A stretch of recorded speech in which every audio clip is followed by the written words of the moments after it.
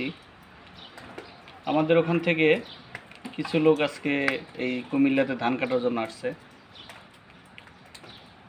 তারা ধান কাটা শুরু হয়নি কুমিল্লাতে এখনো, কিন্তু তারা কাজ পায় নাই। তবে আমাদের কোম্পানির অ্যাডমিন তাদেরকে নিয়ে এসে টুকি কাজের জন্য নিয়ে আসছে। কিন্তু কথা হলো, সেই মানুষগুলার নেই থাকার জায়গা, নেই খাওয়ারও জায়গা। এই মানুষগুলা খালি বাজারে, দোকানের ঝাপের কিনারে, মসজিদের বারান্দায়, স্কুলের বারান্দাতে শুয়ে কাজ করবে। দিন শেষে আবার গৃহস্থ বাড়িতে সারাদিন কাজ করলে যদি থাকা জায়গা দেয় দিল, না দিলে ওইখানে থাকতে হবে।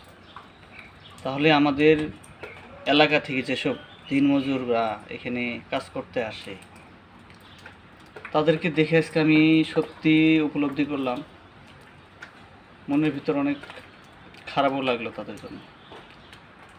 এলাকা থেকে আমাদের ভাই, ভাস্তে, চাচা, তারা এখানে কাজ করতে আসে। খালি দেখি যে কুমিল্লায় কাজে আসছে, কিন্তু তারা যে কীভাবে কাজ করে এখানে এসে, যদি তাদের স্ত্রী সন্তানরা দেখতো কিভাবে কাজ করে তাদেরকে মানুষ করে টাকাগুলো নিয়ে যায় দেয়, সেই টাকাগুলো তাদের পিছনে খরচ করে, তাহলে তাদের জন্য হাজার গুণ সম্মান বেড়ে যেত। ওইসব ভাইদেরকে দেখে খুবই মায়া লাগছে। তাদের জন্য দোয়া করি, শুভকামনা করি।